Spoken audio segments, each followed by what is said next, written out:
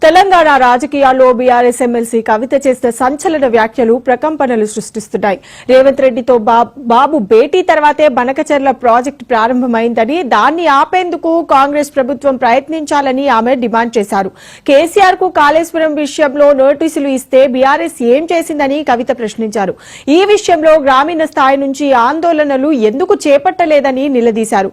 తనపై జరుగుతున్న విమర్శల పట్ల ఆమె తీవ్ర ఆవేదన వ్యక్తం చేశారు. ఇంటి ఆడబిడ్డపై పెయిడ్ ఆర్టిస్టులతో విమర్శలు చేయిస్తున్నారని పరోక్షంగా కేటీఆర్ ను ఉద్దేశించి ఆరోపణలు చేశారు.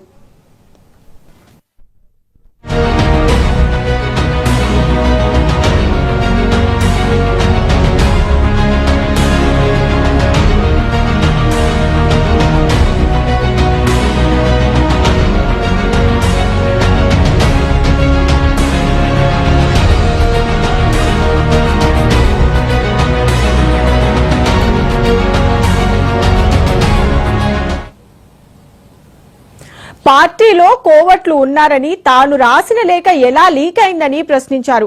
లీకు వీరులపై గీకు వీరులపై చర్యలు ఎందుకు లేవని, కేసీఆర్ కు వందల లేఖలు రాసినా తనపైనే ఏడుపెందుకని ఆమె నిలదీశారు. బీజేపీపై బలమైన పోరాటం చేయాల్సిన అవసరం ఉందని, పార్టీని బీజేపీలో కలిపే ప్రయత్నం జరుగుతోందని ఆమె తీవ్ర ఆరోపణలు చేశారు.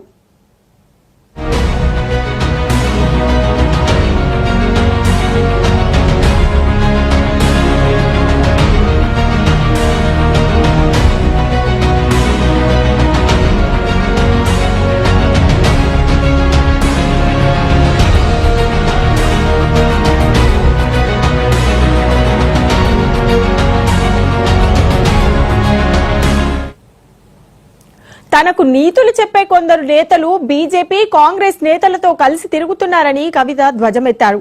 పార్టీ ఇంటర్నల్ వ్యవహారాలు బయటకు రావడంతోనే తాను మాట్లాడుతున్నానని స్పష్టం చేశారు. లిక్కర్ కేసులో కేసీఆర్ ని కలిసి రాజీనామా చేస్తా అంటే వద్దన్నారని, తాను పదవుల కోసం పాకులాడే వ్యక్తిని కాదని ఆమె తేల్చి చెప్పారు.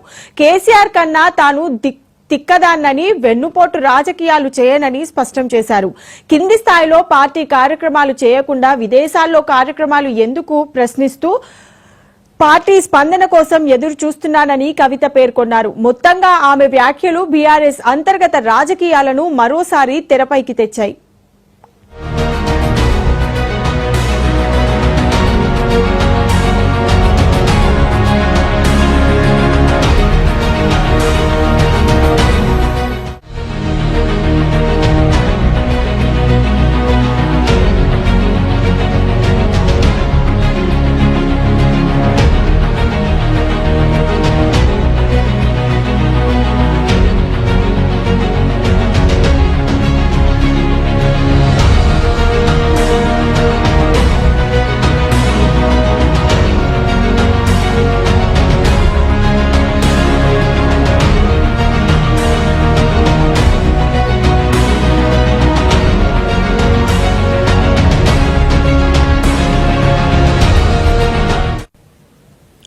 తెలంగాణ రాజకీయాల్లో బీఆర్ఎస్ ఎమ్మెల్సీ కవిత చేసిన సంచలన వ్యాఖ్యలు ప్రకంపనలు సృష్టిస్తున్నాయి.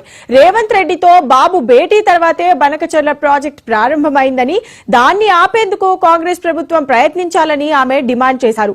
కేసీఆర్ కు కాళేశ్వరం విషయంలో నోటీసులు ఇస్తే బీఆర్ఎస్ ఏం చేసిందని కవిత ప్రశ్నించారు. ఈ విషయంలో గ్రామీణ స్థాయి నుంచి ఆందోళనలు ఎందుకు చేపట్టలేదని నిలదీశారు. తనపై జరుగుతున్న విమర్శల పట్ల ఆమె తీవ్ర ఆవేదన వ్యక్తం చేశారు.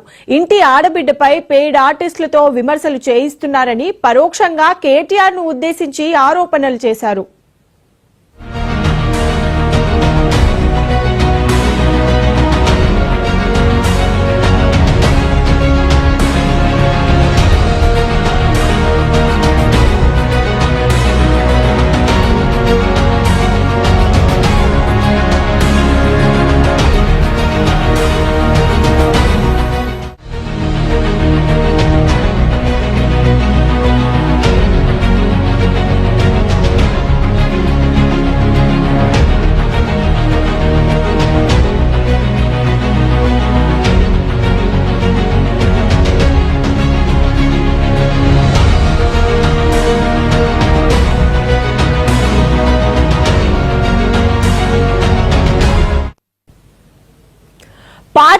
కోవట్లు ఉన్నారని, తాను రాసిన లేఖ ఎలా లీక్ అయిందని ప్రశ్నించారు. లీకు వీరులపై గీకు వీరులపై చర్యలు ఎందుకు లేవని, కేసీఆర్ కు వందల లేఖలు రాసినా తనపైనే ఏడుపెందుకని ఆమె నిలదీశారు. బీజేపీపై బలమైన పోరాటం చేయాల్సిన అవసరం ఉందని, పార్టీని బీజేపీలో కలిపే ప్రయత్నం జరుగుతోందని ఆమె తీవ్ర ఆరోపణలు చేశారు.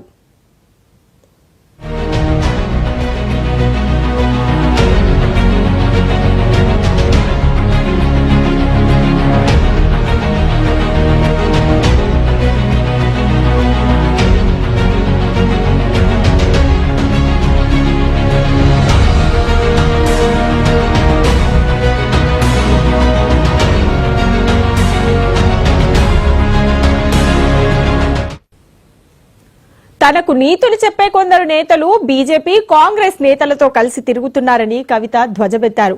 పార్టీ ఇంటర్నల్ వ్యవహారాలు బయటకు రావడంతోనే తాను మాట్లాడుతున్నానని స్పష్టం చేశారు. లిక్కర్ కేసులో కేసీఆర్ ని కలిసి రాజీనామా చేస్తా అంటే వద్దన్నారని, తాను పదవుల కోసం పాకులాడే వ్యక్తిని కాదని ఆమె తేల్చి చెప్పారు. కేసీఆర్ కన్నా తాను తిక్కదాన్నని, వెన్నుపోటు రాజకీయాలు చేయనని స్పష్టం చేశారు. కింది స్థాయిలో పార్టీ కార్యక్రమాలు చేయకుండా విదేశాల్లో కార్యక్రమాలు ఎందుకని ప్రశ్నిస్తూ పార్టీ స్పందన కోసం ఎదురు చూస్తున్నానని కవిత పేర్కొన్నారు. మొత్తంగా ఆమె వ్యాఖ్యలు బీఆర్ఎస్ అంతర్గత రాజకీయాలను మరోసారి తెరపైకి తెచ్చాయి.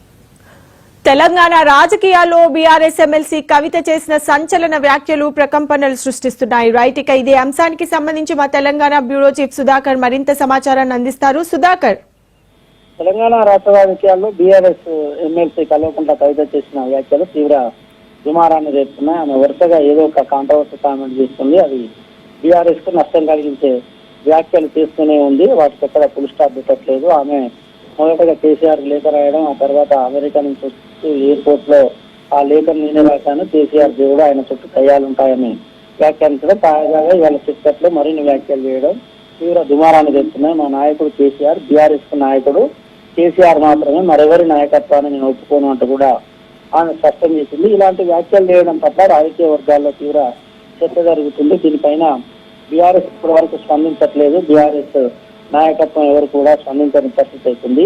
అయితే దీనిపైన అసలు ఏం చేస్తారు, ఏం చేయబోతున్నారు అనేది ఒక హాట్ టాపిక్ గా మారుతుంది. బీఆర్ఎస్ కు సంబంధించి అధ్యక్షుడిగా ఉన్న కేసీఆర్ గానీ, లేకుంటే వర్కింగ్ ప్రెసిడెంట్ కేటీఆర్ గానీ, హరీష్ రావు ఇలాంటి నాయకులు ఎవరైనా స్పందిస్తారా, ఏం జరుగుతుంది, అసలు కల్వకుంట్ల కవితకి షోకాజ్ నోటీస్ ఇస్తారని ఒక చర్చ జరుగుతుంది, లేదంటే ఏకంగా సస్పెండ్ చేస్తారని మరొక చర్చ జరుగుతుంది. అసలు ఏం జరుగుతుంది అనేది అయితే చూడాల్సి ఉంటుంది. ఆమె చేస్తున్న హాట్ కామెంట్స్ అయితే ఆ రాజకీయంగా దుమారాన్ని రేపుతున్నాయి. ప్రస్తుతం తెలంగాణ రాష్ట్ర రాజకీయాల్లో MLC Kalvakuntla Kavitha ఎపిసోడ్ను hot topic గా చూడాలి. Right, thanks for the update Sudhakar.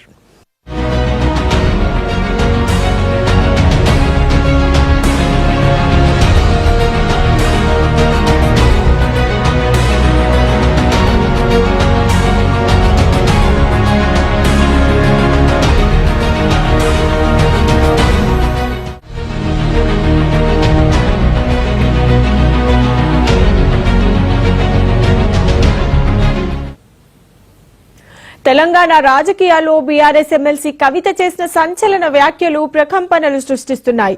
Revanth రెడ్డితో బాబు భేటీ తర్వాతే బనకచర్ల ప్రాజెక్టు ప్రారంభమైందని, దాన్ని ఆపేందుకు కాంగ్రెస్ ప్రభుత్వం ప్రయత్నించాలని ఆమె డిమాండ్ చేశారు. కేసీఆర్ కు కాళేశ్వరం విషయంలో నోటీసులు ఇస్తే బీఆర్ఎస్ ఏం చేసిందని కవిత ప్రశ్నించారు. ఈ విషయంలో గ్రామీణ స్థాయి నుంచి ఆందోళనలు ఎందుకు చేపట్టలేదని నిలదీశారు.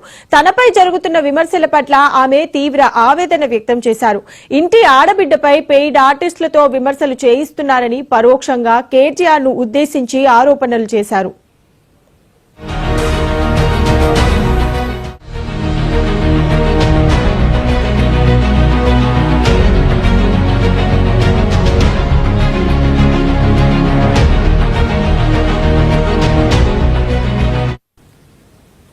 పార్టీలో కోవట్లు ఉన్నారని, తాను రాసిన లేఖ ఎలా లీక్ అయిందని ప్రశ్నించారు.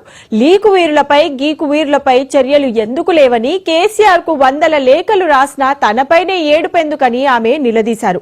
బీజేపీపై బలమైన పోరాటం చేయాల్సిన అవసరం ఉందని, పార్టీని బీజేపీలో కలిపే ప్రయత్నం జరుగుతుందని ఆమె తీవ్ర ఆరోపణలు చేశారు.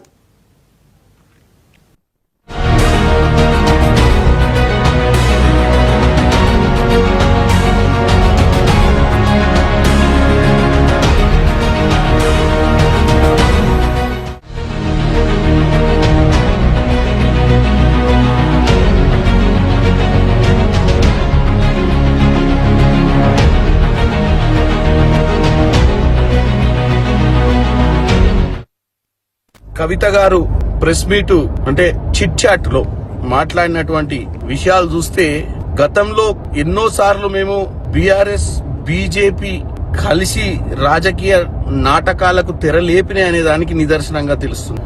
ఎందుకంటే ఆమె తిహార్ జైల్లో ఉన్నప్పుడు బీఆర్ఎస్ పార్టీ మంతనాలు, బీఆర్ఎస్ పార్టీ బీజేపీతో అంటకాగాలన్నటువంటి ఆలోచనను ఆమె వద్దని చెప్పినట్టుగా ఈ రోజు ఆమె చెప్పడాన్ని చూస్తే మేము ఊహించిన విధంగానే లిక్కర్ కేసులో కవితను బయట పడేయడానికి బీఆర్ఎస్ పార్టీ బీజేపీకి మద్దతిస్తూ ఈ రోజు తెలంగాణ ఆత్మ గౌరవాన్ని తాకట్టు పెట్టినట్టుగా తెలుస్తుంది. 8 మంది ఎంపీలు గెలవడానికైనా ఈ మధ్య జరిగినటువంటి ఎమ్మెల్సీ ఎన్నికలల్లో బీజేపీ గెలుచుకున్న సీట్లు చూసినా, బీఆర్ఎస్ నిలబడకపోవడానికి కారణం చూసినా ఇదంతా కూడా ఈ రోజు క్లియర్ గా మనకు తెలిసిపోయింది.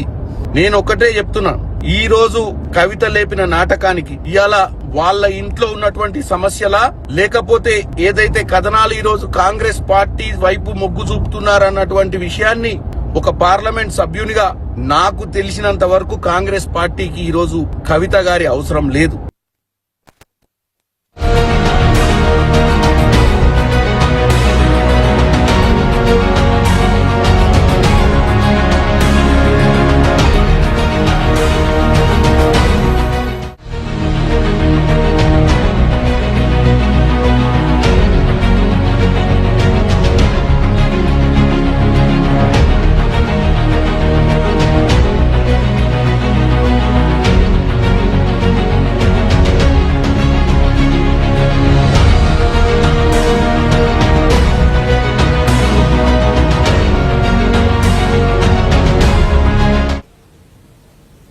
తనకు నీతులు చెప్పే కొందరు నేతలు బీజేపీ కాంగ్రెస్ నేతలతో కలిసి తిరుగుతున్నారని కవిత ధ్వజమెత్తారు. పార్టీ ఇంటర్నల్ వ్యవహారాలు బయటకు రావడంతోనే తాను మాట్లాడుతున్నానని స్పష్టం చేశారు. లిక్కర్ కేసులో కేసీఆర్ ని కలిసి రాజీనామా చేస్తా అంటే వద్దన్నారని, తాను పదవుల కోసం పాకులాడే వ్యక్తిని కాదని ఆమె తేల్చి చెప్పారు. కేసీఆర్ కన్నా తాను తిక్కదాన్నని, వెన్నుపోటు రాజకీయాలు చేయనని స్పష్టం చేశారు. కింది స్థాయిలో పార్టీ కార్యక్రమాలు చేయకుండా విదేశాల్లో కార్యక్రమాలు ఎందుకని ప్రశ్నిస్తూ పార్టీ స్పందన కోసం ఎదురు చూస్తున్నానని కవిత పేర్కొన్నారు. మొత్తంగా ఆమె వ్యాఖ్యలు బీఆర్ఎస్ అంతర్గత రాజకీయాలను మరోసారి తెరపైకి తెచ్చాయి.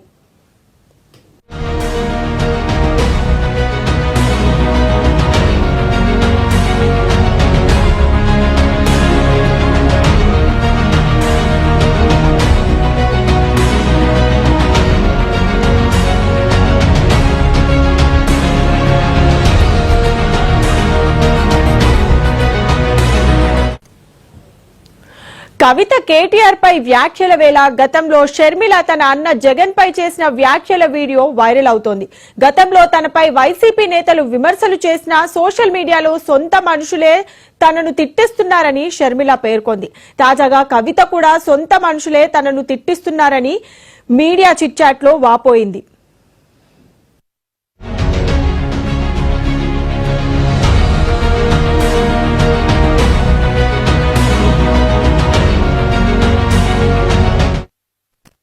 మీ చెల్లెల మీద తప్పుడు ప్రచారం జరిగింది అని మీరు నమ్మింటే, మీకు తెలుసుంటే, ఆ ఇష్యూ జరిగిన తర్వాత 5 సంవత్సరాలు మీరు ముఖ్యమంత్రిగా ఉండి ఏం గాడిదలు కాశారండి? ఎందుకు ఎంక్వైరీ వేయలేదు బాలకృష్ణ మీద? మీకు నిజంగానే చెల్లెల మీద ప్రేమ ఉంటే, ఏ ఇష్యూ అయితే బాలకృష్ణ బిల్డింగ్ నుంచి అప్పుడు జరిగిందో ప్రభాస్ కు నాకు సంబంధం ఉంది అని, అదే ఇష్యూని మీ సైతాన్ సైన్యం నాకు క్యారెక్టర్ లేనట్టు, నాకు ఆయనతో సంబంధం ఉన్నట్టు గత 5 సంవత్సరాలలో మీ సైతాన్ సైన్యం చేత ప్రాపగాండా చేయించలేదా? మీకా చెల్లెల మీద ప్రేమ ఉన్నది, సిగ్గుండాలి కదా. సో మీరు చెల్లెల్ని వాడేసుకుంటారు, మీరు తల్లి మీద కేసైనా పెడతారు, మీరు నాన్న పేరుని సిబిఐ ఛార్జ్ షీట్ లో అయినా చేర్పిస్తారు. మీరు ఏమైనా చేయగలరు.